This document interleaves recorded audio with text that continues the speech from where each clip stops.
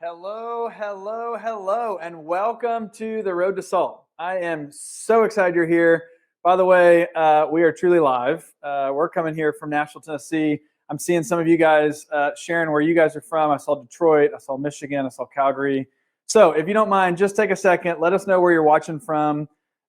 We are a community, and we want to be about community. So make sure that you mention where you're from. You may find that someone else is from your area, and you guys can connect offline or even in the chat. That would be pretty cool. Michael Shelley, welcome, man. I'm so excited that you're here. St. Louis in the house. That's my hometown right there, Chesterfield, Missouri.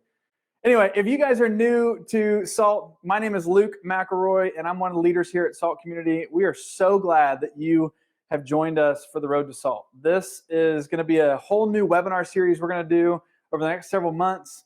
Every month, we're going to have new teachers, new topics to help you get a little bit better at what you do, to hopefully inspire you, to help you be equipped, and to help you be connected to others in this community. If you're new to SALT, that's the heartbeat of what we do. We want to try and help make creative and technical ministry a little less lonely. And we do that mostly by a conference we do in the fall. We'll talk about that a little bit later, but you can take a look at the information for that at saltcommunity.com/2022. We'll be doing our fall gathering this November back here in Nashville. We also have a ton of free resources. So if you're new to this community and you're like, hey, I just want some free stuff, because in ministry, that's what helps us get our weeks done a little bit faster, be a little bit better, and maybe show off to our pastor that we can kind of get a lot more done, and we can kind of be that Swiss Army knife in our organization. Go to saltcommunity.com, take a look at those free resources. There's blogs, all that sort of stuff. All right, so today, the Road to SALT. The whole spirit of this, if you didn't see any of the promos, is that we put together a conference every fall, and there's just simply too much good content that we can't put it all in those 3 days. Even with the 54 workshops that we're planning for 2022's conference, there's just more. And there's more stuff that we would love to put in front of you. And so we said, hey, let's put all these in a free webinar series. And so the fact that you're watching just warms my heart that you're going to be a part of it. Today, we're talking about evaluations. Now, for some churches, that's like a dirty word. That's something that we don't really want to do. We don't really want to evaluate, like, oh, was Sunday good or not? Maybe, that one church curmudgeon tells you whether or not it was a good Sunday, but maybe that's not necessarily the only defining factor. So we've asked our friend, Daryl Girardier, to come and give us a little bit of insights, a framework on how do we evaluate well? What does a healthy evaluation look like? What is healthy conversation with our leaders and our teams? And how do we really know if what we did for this Sunday or for Christmas or for Easter or for this event, if it did well? So I hope that by the end of this, evaluations won't be a bad word, but it'll be a word you're willing to harness and champion so that you guys can become better in your community. Don't forget, let us know where you're coming from in the chat. And throughout this whole thing, while Daryl's teaching, I want you to be thinking about what he's saying. If there's a question that comes to mind, go ahead and put it in the chat, because I'm going to jump back in with Daryl when he is done, and we're going to try and hopefully answer some of your questions live here today. And if something he says resonates with you, if it's a phrase or a statement or a concept, go ahead and put it in there. We want to know, what is it that's popping out? Let's help each other spur along. And what's always helpful in these sorts of webinars and these live events online is you get to go back through that chat. You get to sort of use it as almost like someone else taking your notes, right? So there's your little like cheat sheet today. I am extraordinarily excited to introduce my friend. He's not only a friend to myself, but a friend to the SALT community. He's been a part of many of our conferences in the past. He has taught and had nonstop high ratings, rave reviews from everybody who comes to one of his classes. If you haven't seen his stuff, he's everywhere online. He is currently the communications director at Brentwood Baptist Church in Nashville, Tennessee. And so he is my friend. He is your friend. Please welcome Daryl Girardier.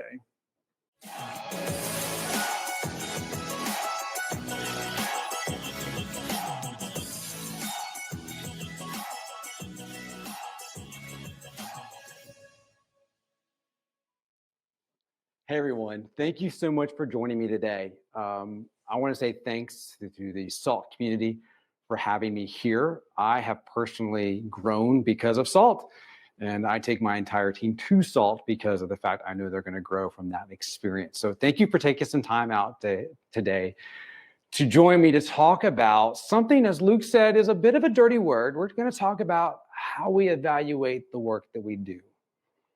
You know, last weekend, I had the privilege of doing what most Americans did, which is seeing Top Gun 2, Top Gun Maverick, I think is the title. And one of the things that struck me about that movie was it reminded me growing up, I grew up in a military household, so I was used to fighter pilots, I was used to all of that world. It reminded me of something that fighter pilots do. It's something called an OODA loop. OODA stands for OODA, observe, orient or orientation, decide, and act. And what that is basically, it's a framework for how a fighter pilot would enter into a dogfight. They would observe what's going on, they would find their orientation, they would decide what they're going to do, and then they would act. And the best fighter pilots were the ones who could do that rapidly. They could basically do an OODA loop. They would do it once and do it again. They keep doing it. They got faster and faster. They would become a really good fighter pilot. I think it's a pretty good example for me about how a lot of us work here in the church world. We are typically rewarded or given attaboys, as my wife calls them, for when we move super quick and we get stuff done. Your senior pastor may look at you and say, wow, you kicked out those sermon graphics so quick. That's awesome. You did a video Saturday night when they requested it for Sunday morning. But because you get rewarded for the fact that you've done stuff so quickly, what can happen is you can fundamentally start to break down a healthy creative cycle.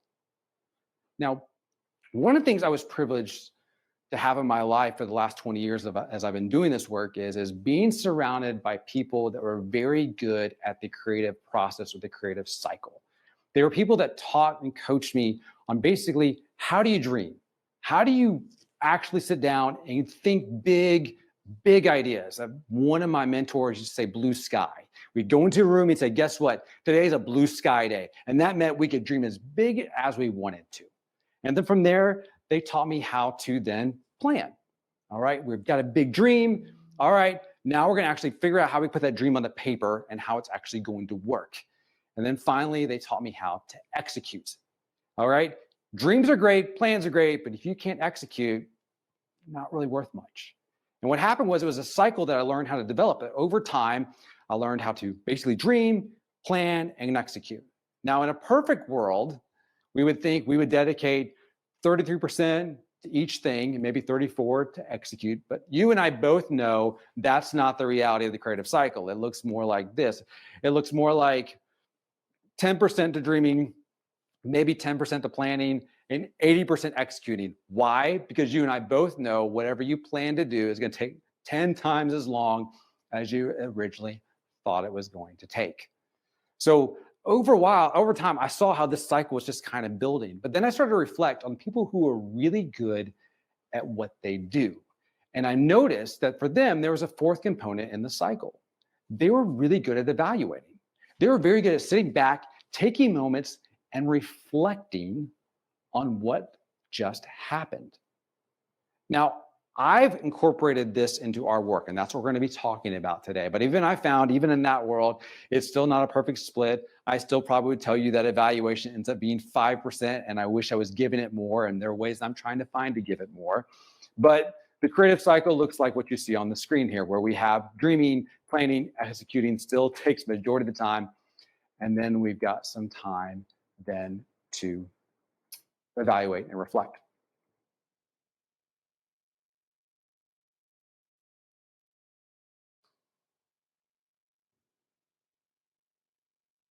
There it is. Sorry. And one of the reasons, by the way, one of the reasons why this happens is because you and I both know that after you get done with something really big, say it's Easter, Christmas, whatever that thing is for your church, we know what happens next, right? What happens next? Sunday. Sunday comes. And you and I both know that we live in a 7-day cycle. So that thing I previously showed you, that thing gets faster and faster. Why? Because every single Sunday, it's coming. You can't stop it. Sunday is going to come. Now with that, that means for us, I really think we have a broken process. And it's broken for a couple of reasons. It's broken because we're not taking the time to reflect and really think about the work we've done. So when we do reflect, we end up being a little bit subjective and not nearly as objective as we can be.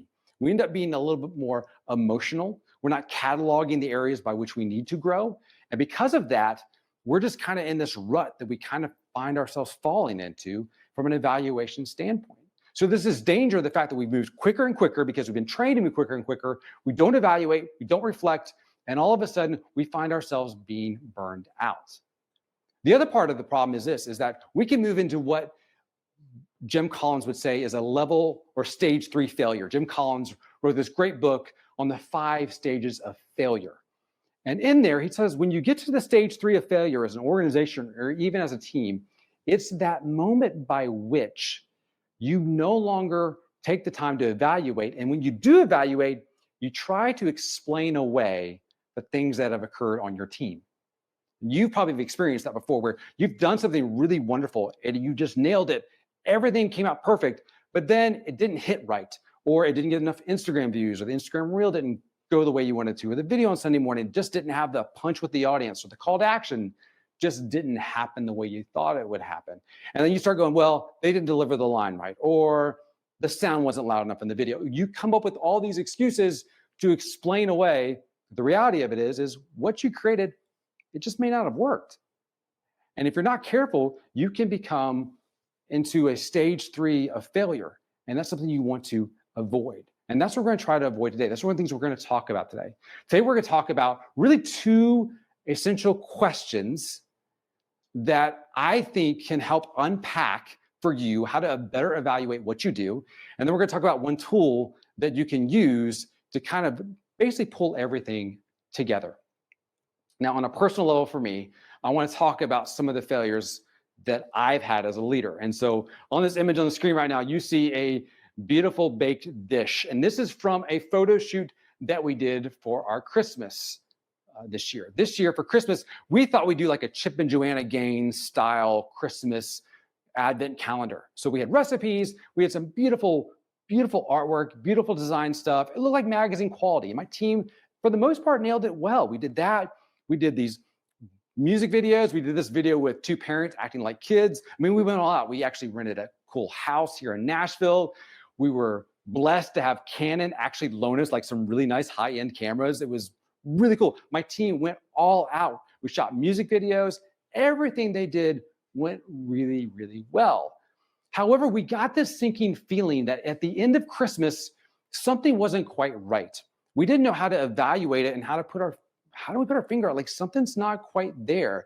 And we just knew that our current evaluation tools weren't really cutting it. They weren't really helping us really get to the heart of the matter. So as a leader, I took a step back and said, how do I do that? How do we get to a place where we as a team are really evaluating the things that matter? What's that going to look like for us? So as I thought about it, it really came down to asking one simple question, actually 2 simple questions, and we're going to start with the first one. And again, you're going to look at this question, and you're going to go, Daryl, this is an obvious question. But it's not actually that obvious, because I don't think for a lot of us, we actually ask this question. And that question is this: what did we expect to happen? What did we expect actually to happen in that whole creative process? What was the thing we expected to happen? So I'm going to use our Easter as an example of that.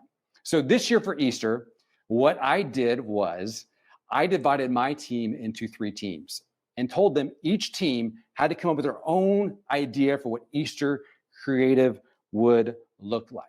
All right, what's that going to look like? So when I asked the question, what do we expect to happen? The first thing I want to do is I want the team to reflect, creatively speaking, what did we expect to happen? What was our plans? So for Easter this year, this is what we did. We had each team come up with their own idea of this is what Easter would look like. So as we evaluate Easter, what I had the team do was I had them pull out all the sketches, all of the PowerPoints, keynotes, everything they had done to present. This is what we think Easter should look like. And let's pull it all back together. Easter's over. Let's get it all back out. And let's look at what we expected. So we did these really cool, wonderful designs. We had 3 different designers competing. So we had these different concepts of how we're going to do social media, how we're going to do the art direction. We had color palettes developed. We had typography picked out. We went all in, and we as a team decided, what do we want to do? So we kind of voted like it was American Idol. And we had an idea, we're going to do a moleskin, and then we're going to do these little die cut invite cards. We really went all out. And we basically put all this on the table and say, guys, this is what we expected to happen. We actually had one idea that we were going to do this whole like 1990s VH1 branding. We didn't go that route, but it was kind of funny to see it on the screen when we were actually being pitched to us.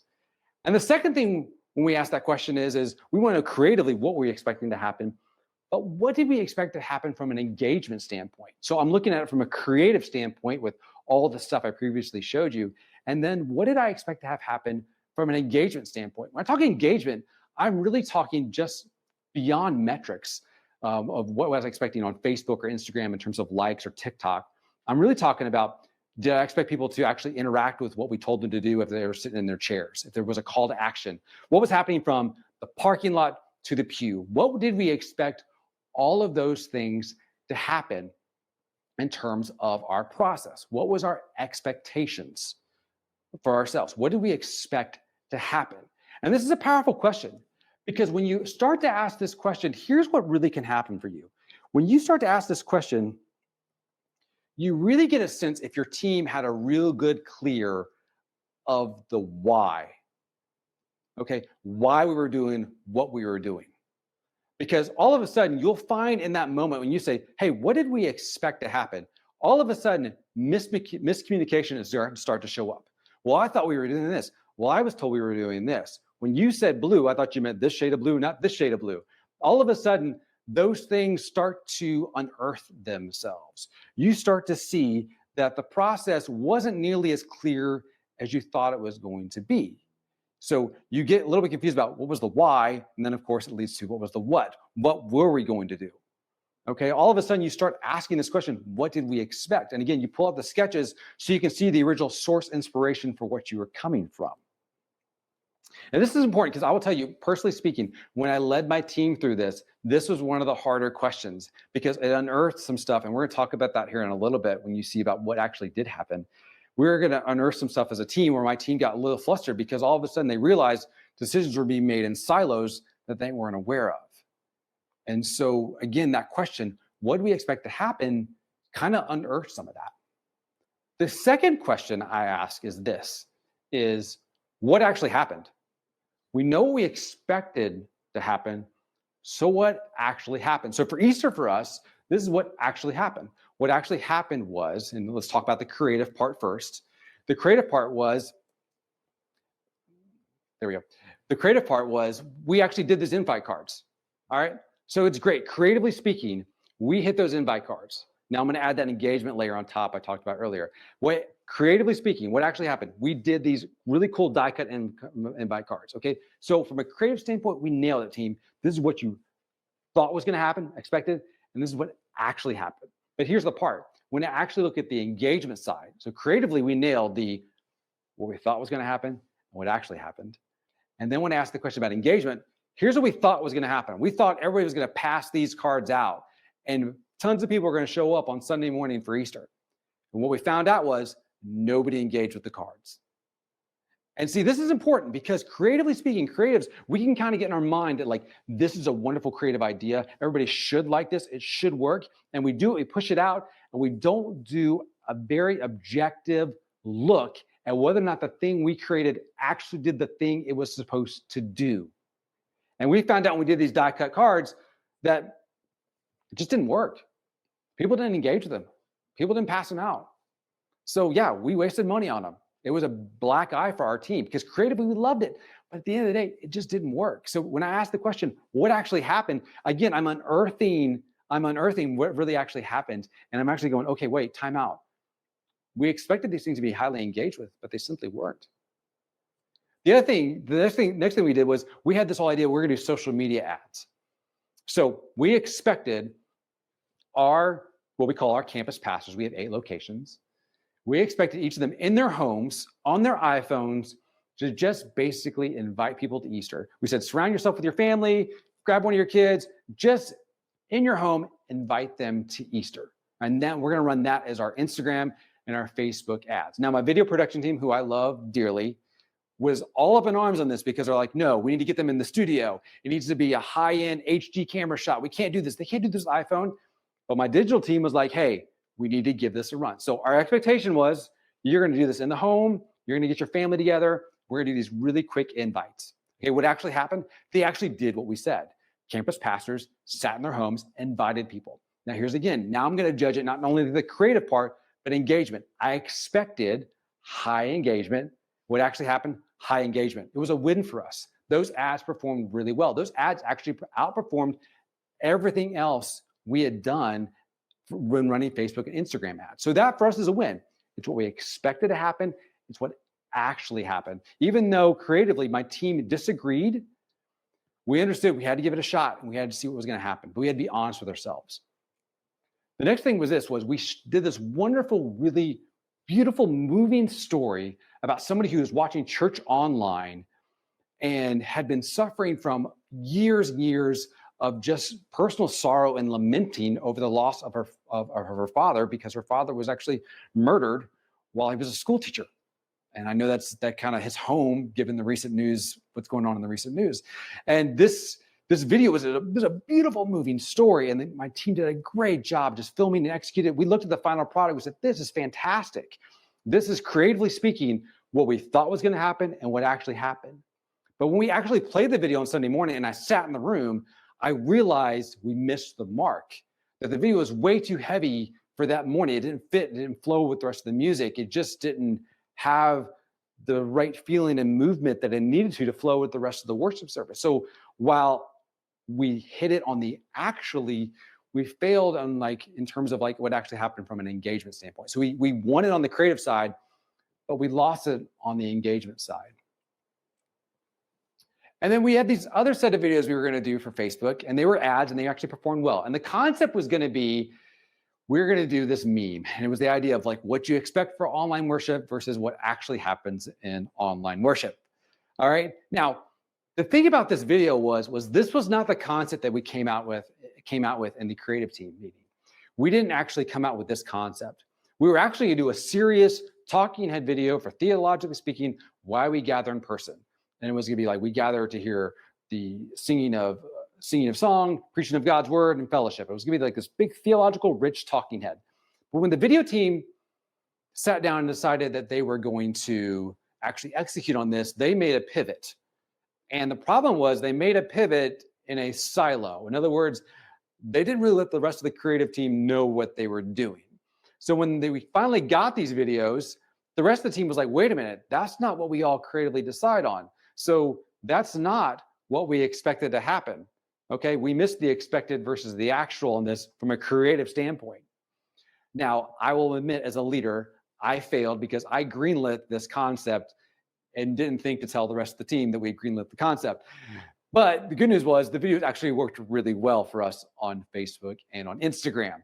But I learned their lesson of the fact of, in that process of evaluation, I learned that we had a silo because I had made the assumption that the video team had informed the rest of the team that this was the direction that they were going. So you can start to see a pattern here where we look at what we expected to happen versus what actually happened. And the lens by which I do that is I'm going, what was the creative thing that I expected?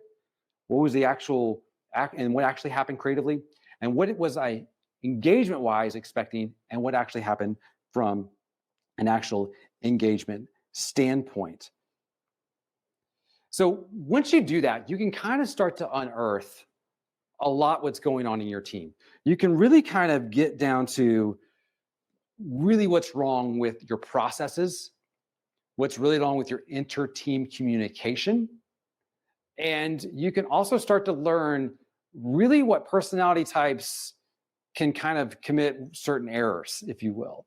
So during this process, asking these two questions, I'm not going to lie and say our team was all kumbaya. Okay, they weren't. They were pretty hacked at me during this process because I think in this process, we unearthed a lot of things that were wrong with our team by asking these two simple questions. But I knew I had to go and dig a little bit deeper. So what I did was I did a survey on my team. And you can do this. You can use Microsoft Forms or SurveyMonkey, anything that uses what's known as an NPS. NPS stands for Net Promoter Score.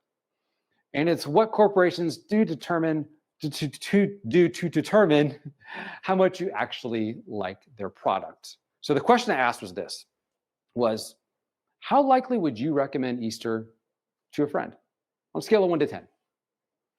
Now, keep in mind, what's going to happen is they're going to basically tell me 1, wouldn't recommend at all, 10 being like, oh my gosh, it's amazing. All right, so that's their choices, okay? And keep in mind, a good net promoter score, if you are Starbucks, you hit a 77. That means people really like Starbucks. Netflix hits 69. Amazon hits around 68. I think Peloton hits like something like 90. So in other words, those are brands people are super enthusiastic about. So I asked this one simple question. You can ask this question with your team or with your ministry staff. Scale of 1 to 10, what would you recommend? How much would you recommend Easter? And that's what I was evaluating at that point. And here's what it came back. Here's our score. Our score was negative 22. That's right, negative 22. Now, why is it negative 22? Here's why. Majority of our people put down that they somewhere between a 6, 7, and 8. In fact, nobody scored lower than a 6. We only had a few 6s. Majority of my team scored it between a 7 and an 8. Okay. So what does that mean? That means that they liked it, but they didn't really love it. They liked it, but they really didn't love it. Okay, and that's really important because I think for a lot of us, we're creating work that we're not sitting back and evaluating.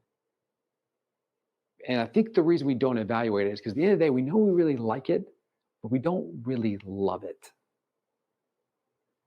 And so for our team, we've asked the simple question, what's it going to take to go from an 8 to a 10? So when we're evaluating and when we're putting in ideas and we're in that whole dream phase, are these ideas, are these plans, is this execution going to take our ideas from an 8 to a 10? And so we're starting as a team to start asking that question more and more. What can I do to take my coworker from an 8 to a 10? What can I do to take this project from an 8 to a 10? See, 8's fine. 8's great. Here's the thing. If you love something, you give it an 8, that means you'll use it and it's just fine. Most likely you won't tell your friends about it. But I wanted to get the team to where they're going to be from a 9 to a 10.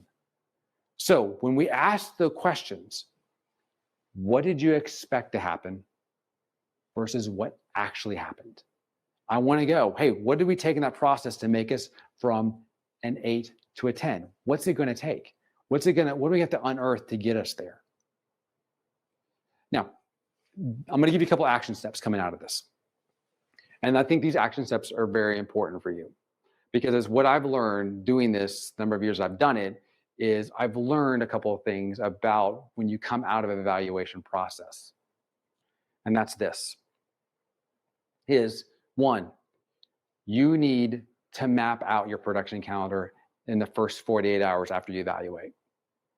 So what we did after Easter this year, once we evaluated, we actually mapped out our Christmas production schedule. I have our Christmas production schedule already mapped out. And when I say production schedule, I mean, these are the days we're going to ideate. These are the days we're going to spend some time working on art direction.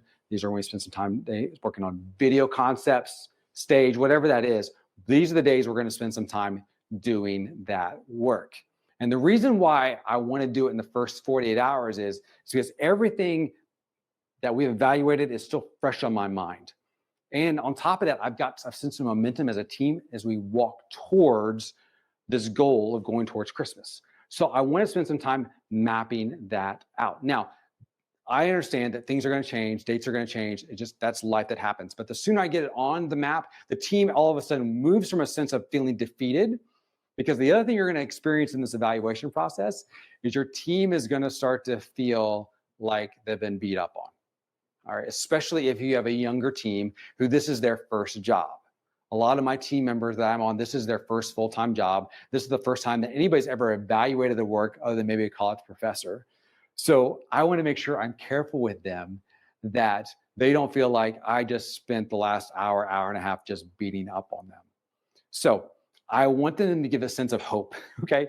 We're not going to come out of here and you're not going to feel like, oh my gosh, I just been told what I've done is the worst. No. That's not what we want to do. So I tell them, hey, guess what? Christmas is on its way. I know it seems like it's at that point. I think when we were planning it, it was like, it's 7 months away. That's fine. But guess what? come June, we're going to have our first Christmas meeting. And then we're going to do another one in July. And all of a sudden they get the sense of like, oh, wow, there's a pathway forward. I can, if I feel I'm driven, I'm kind of like those type D or, Enneagram 3 type of like task oriented, I want to get it done. I get a sense of like, okay, wait, I am a high achiever. I can do something again. I can do that less than a month away. I can go ahead and start knocking that out. So I give my team a sense of momentum. For my team members that are very cautious, they get a sense of like, okay, whoa, we're actually taking time. We're breathing, we're planning. So that's why I say that first 48 hours is so crucial, because you have a sense of momentum coming out of there from your team. You don't want to lose that. The second thing you need to do is anything, and I define single task as anything that just requires one person to do it one time and get it done. Anything that you could do coming out of here of the evaluation, anything you can do immediately to make it happen, go ahead and do that right now. So for us, when we did Easter, one of the things that we saw was we did Easter pretty well, but we also realized that we didn't know what the right hand and left hand were doing. And the culprit was our project management system. And then we started asking more questions and we realized we don't think we set this thing up right. You're thinking like, how do you set it up wrong? Apparently we found a way to set up a project management system wrong.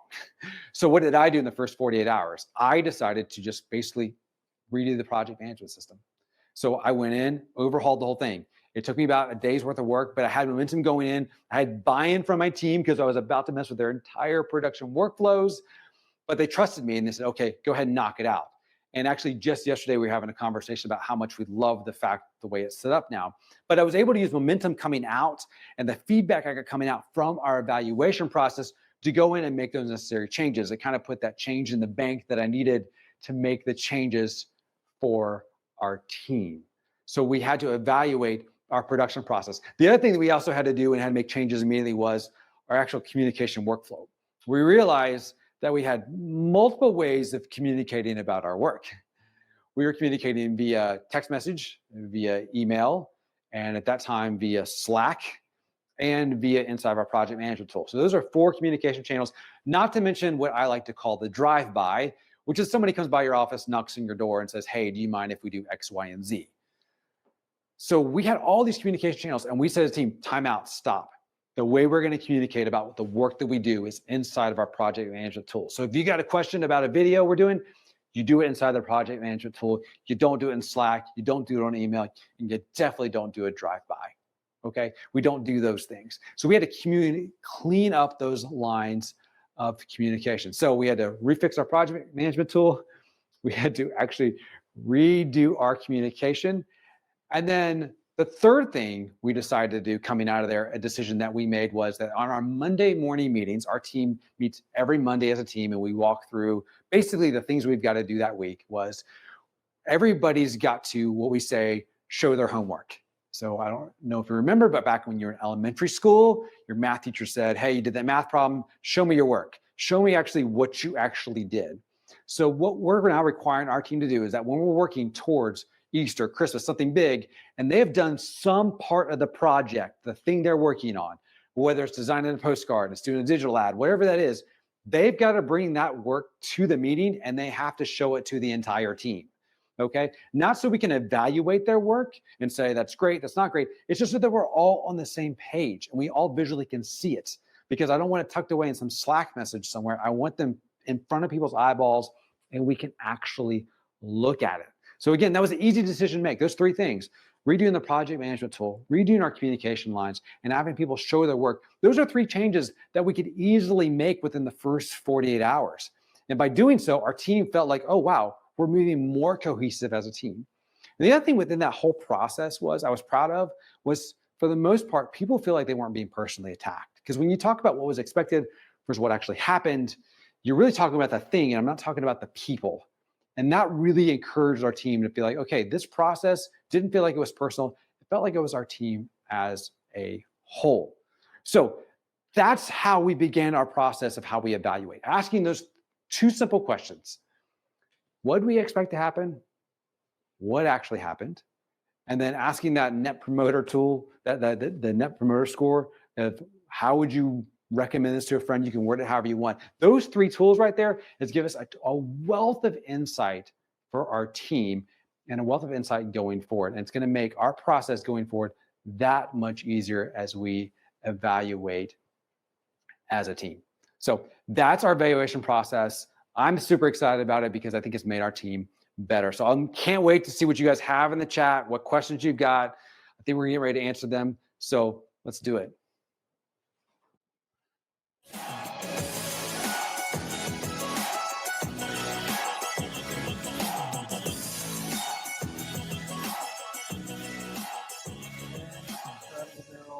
As always, I mean, mind-blowing stuff. I mean, like right out of the gate when you said UDA, the observe, orient, decide, act, I feel like as creatives, it is so easy for us just to constantly be in that decide, act, which is that Sunday's always coming. How has this process helped your team feel freer in the creative process? Like, do you feel like there's been a direct impact on that? Yeah, I think for us, it's helped us slow down. And it's helped us actually say, time out. Creatively speaking, here's what we think is going to happen versus what actually happened. And then we also say, what's our engagement level on this? What do we expect? And then we kind of go, wait a minute, we may need to renegotiate the parameters by which we do each Sunday. Yeah. And so we've started renegotiating some stuff and saying, we don't always have to do that thing. We joke on our team that certain videos are categorized as flash and trash. You flash it once and trash it, never see it again. So we've tried to avoid doing that type of work. And so that was part of the result of the evaluation process, of identifying things that were kind of going, yeah, if we eliminated that, we can slow down and produce better work in the long run. Well, and I love the heartbeat, because what you're actually trying to say, I think at a really big level, is evaluation actually allows you to do what you said was important on the front end. Right. You've already reiterated over and over and over in here of this idea that engagement is our goal. Right. I mean, without an evaluation, can we ever really track that? So that may be an easy takeaway of like, if you're asking that question and it's not getting the same answer, how do you advise a leader to say, hey, maybe we should frame some questions around this? Like, how do you help a leader say, hey, here's a first step in figuring out what's our goal for Sunday, or what's our goal on communication? So for me, I think it's really a matter of how you look at your work in terms of, is it artwork or is it design work? I'm being a little flippant when I say this, so let me warn you. Artwork is for the fridge, okay? Design work actually solves problems. And so when I'm working with a leader, I'll say to them, look, hey, what's the problem you're trying to solve for? Because they'll come to me and say, hey, I want a video. Okay, great. I know you want a video. Help me understand why you want the video. What's the problem you're trying to solve for? Well, I need people to do X, Y, and Z. Okay, so I'm getting to the engagement part. Okay, you need people to engage with your ministry by doing this, this, and this. Well, video may not be the best way to do that. So by actually getting to that question and getting to the engagement side of things, I can then design something from a creative standpoint that's going to meet your goal, but doesn't necessarily have to be the thing that you want it to be, which is maybe a video or a Facebook ad, et cetera. I love that. So let's go to some of these questions right here. Heather asked a question. You've talked a lot about big church moments for evaluation. Do you evaluate any differently for the Sunday to Sunday? We do. We evaluate more, as probably more in a microcosm. I probably don't run that whole, I do think of it like this. I could probably now, that thing has been internalized to me where I'll run those 2 questions. What do we expect to happen versus what actually happened? I'll run that like an OODA loop. I will try to run that process faster and faster. So it's changed it in some respects.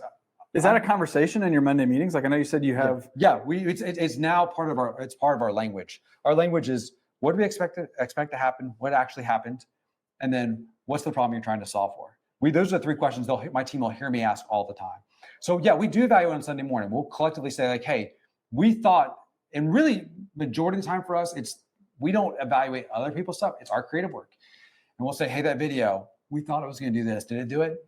No, I didn't do it. That call to action with that, text this to this number, did it work? No, it didn't. Okay, let's figure out why. So yeah, we do.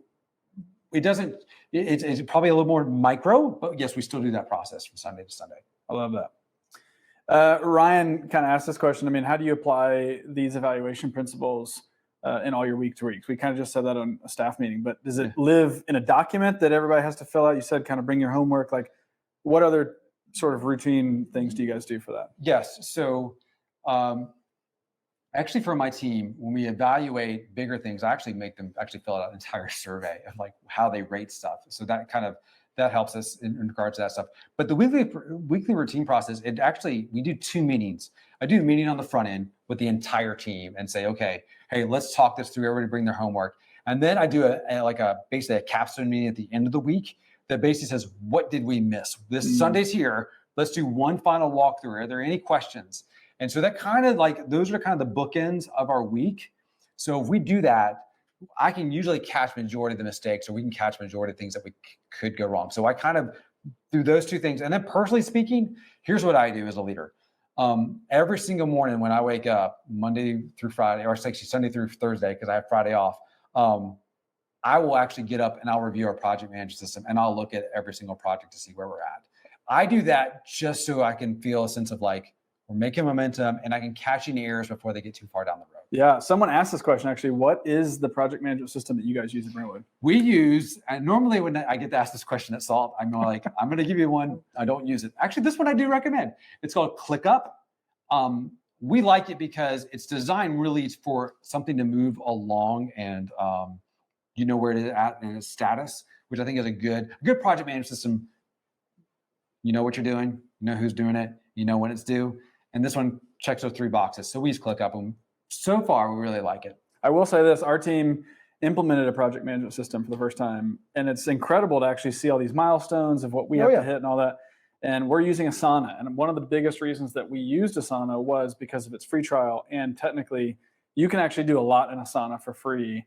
So it may be another thing to look at, but there's a ton of these, Monday.com. And oh yeah, and the great thing about when you do an evaluation process is that what we've done is we catalog, when you catalog everything in a project, say Christmas, when Christmas 2023 rolls around, you know what I'm doing? I'm opening up Christmas 2022 project management file. I'm saying, here's everything we did. And instantly the team goes, oh gosh, here's where we made those errors. Yeah. And this is what we did. Here's the deliverables. And it's documented. It's all documented. Yep. Kayla asked, any advice on how to evaluate across multiple teams? Or when you have a smaller church staff, do you typically do this all together? You obviously are very departmentalized. You have different campuses. Mm-hmm. I wonder if Kayla's saying, how do you do this when your team is only 3-4 people? Great question. So what I would suggest, and so I was thinking about this. Because how large is your creative team? We have about 16. Across all campuses? All campuses, 16 people. We have 8 locations. So I like to say So your creative team may be larger than some of these people's churches. Right. Yeah. That's true. So here's what I would do. Because I've thought about how I would approach this. 1, volunteers. Get a group of people that you know and trust to walk alongside you, who will be honest with you in the evaluation process. And that's just not in once you're done, it's in the whole process going, I'm thinking about this video concept. I'm thinking about doing this. What do you think? Get that feedback, build that internal team. Get ministers that you trust to walk alongside you as well. Those are the 2 things I would suggest. Again, I think you can recreate what we do with volunteers and with other ministers. Well, the best part about volunteers is that they're outside of your staff organization. Right. So they may not be in every conversation, but they're an insider to the community culture, right, or the heartbeat of the church. So they're going to give you trusted advice without, hopefully. You just have to give them permission. We have a lot of sayings on our team. You have permission to say the baby's ugly. Okay. I'm going to give you permission to say that baby is ugly. Yeah. Okay. And so I want somebody to volunteer and be like, hey, I just need you to be honest. You're not going to hurt my feelings. That honesty is what you need on that front end. You got to get those volunteers who can do that. So let's talk about evaluations from the standpoint of how often do you bring the pastor into this? Obviously you talked about this in your team, right? Sort of silos evaluate. I mean, many of us listening to this were like, well, my pastor is going to evaluate everything we do anyway. Where does his opinion or their opinion of sort of the executive leadership team versus creative team, how do you balance that? Okay, so I try to loop the pastor and the executive team into much as I can beforehand. Okay. So I'll actually do a pitch deck. I'll actually pull together a PowerPoint and say, creatively, here's everything we're planning. Any red flags? And 9 times out of 10, they're like, love it. The time when they don't love it is because I have to explain it to them. And then I typically say, well, if I have to explain to them, that may not be a good thing. That means it's not crystal clear. So I've got to go back and rework that. So on the front end, I let them know. And on the back end, I'll let them know how we performed. I'll say hey, we did this on the ads. We did this, we did this, we did this. I have a good enough working relationship with our pastors that if they don't like something, they're going to let me know. So hopefully more private than public. Yeah. And they're very good about being very, very like, hey, they'll just text me and says, I don't think this is working.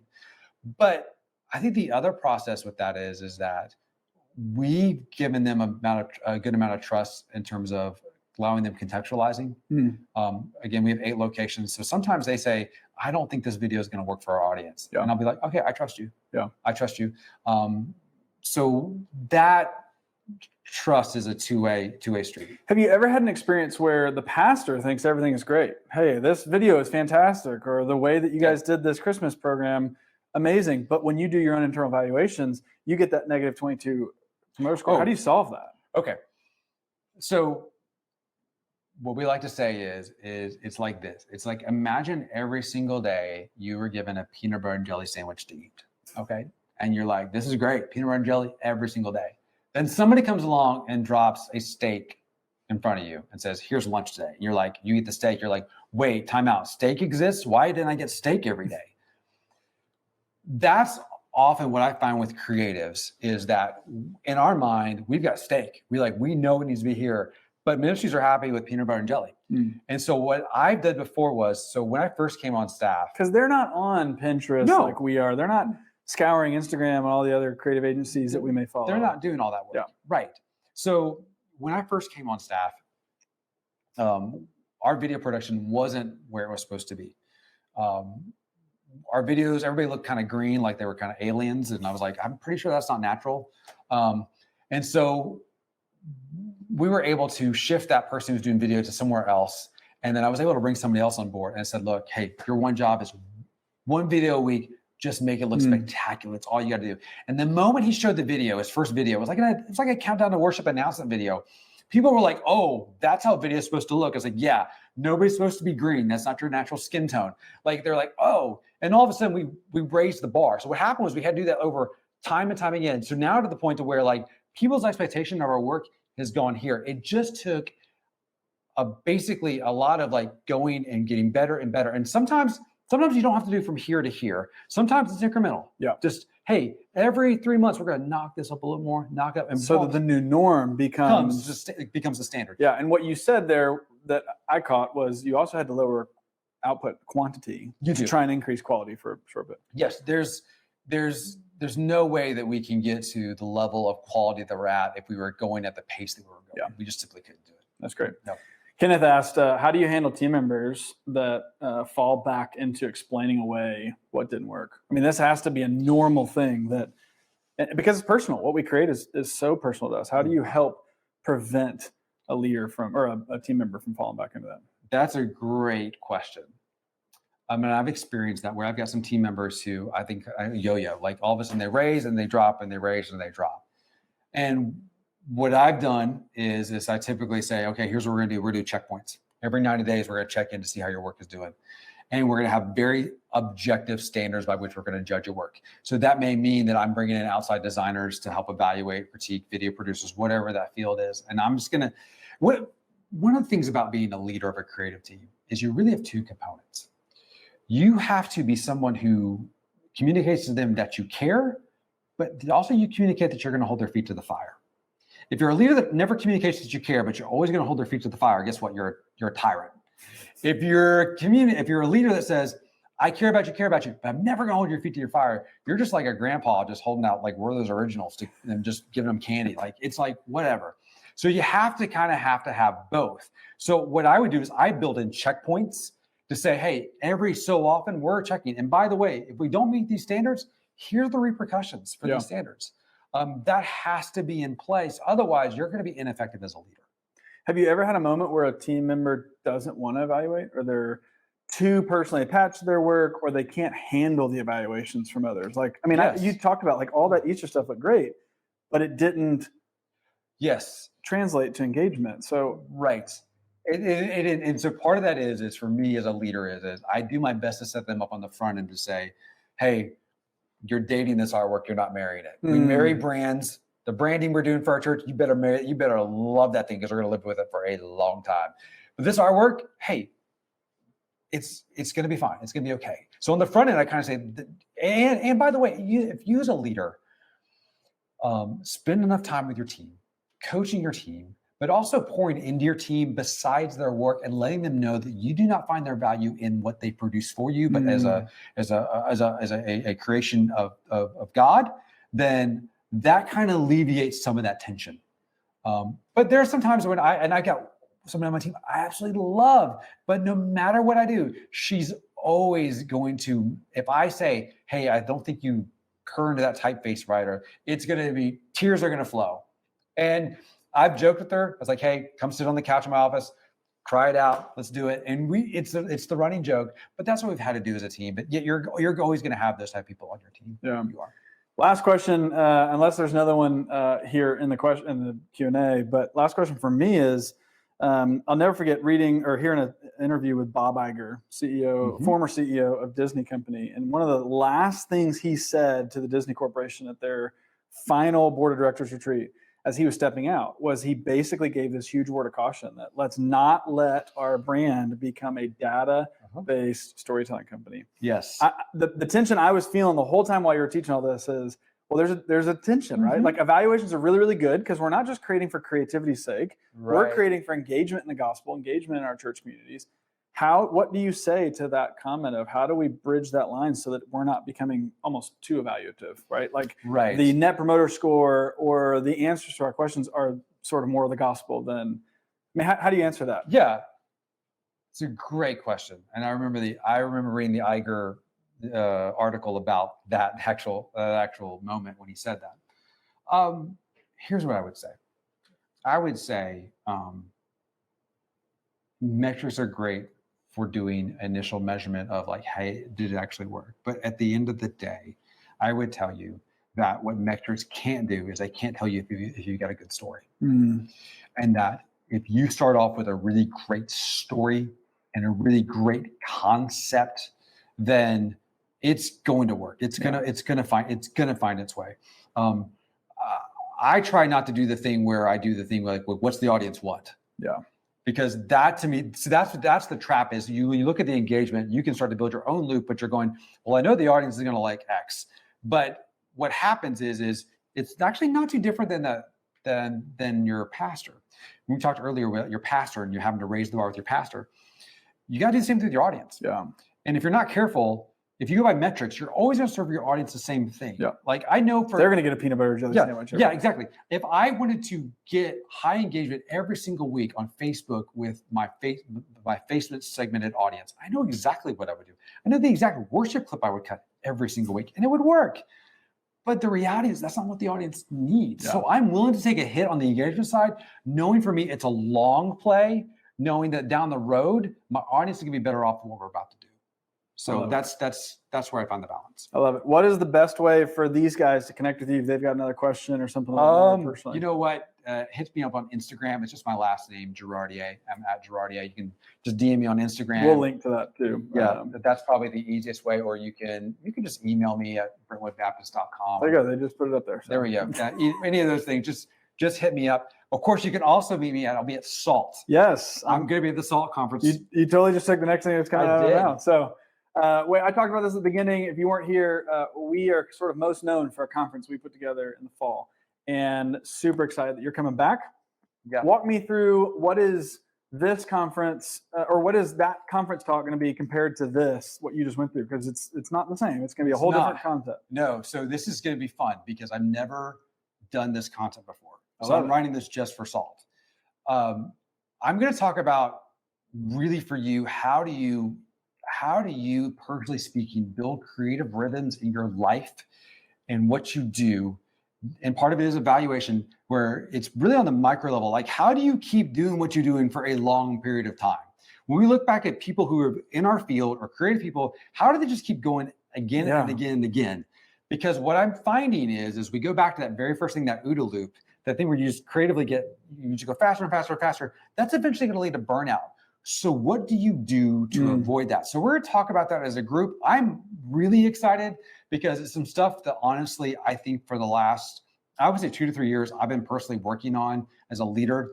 And I feel like I've kind of hit a rhythm and a stride, and I've got some stuff that I really can't wait to share with the audience. I love that. How do you stop Sunday's coming mentality in your creative process? Exactly. I love it. Yep. Thank you, Daryl. Appreciate you being with us. Can't wait to see you this fall. Thanks, man. As we wrap up, just a couple of other notes and sort of announcements for you. You'll see the link in the chat right there. If you're interested in the conference or any of the details surrounding that, go to saltcommunity.com/2022. We genuinely hope we get a chance to see you guys November 2nd through 4th. Another announcement we have that you are going to get the first to know about is that we are excited that we are bringing back our house band. If you're an alumni of SALT or you were at last year's conference, you know that we talked about the fact that for years we've wanted sort of our own house band that's been made up of our SALT community. And we are very, very excited that they're all coming back. And you'll be getting an email later with a little bit of a treat. If that's something you have no clue what we're talking about this house band, we've got a little treat for you that's going to come a little bit later in your inbox so you can enjoy that. And then lastly, as we wrap up, hopefully you enjoyed this. And we would love any feedback. Feel free to send us feedback on this to info@saltcommunity.com. We hope you participate next month, July 21st, for our next Road to Salt. Thanks for coming, guys.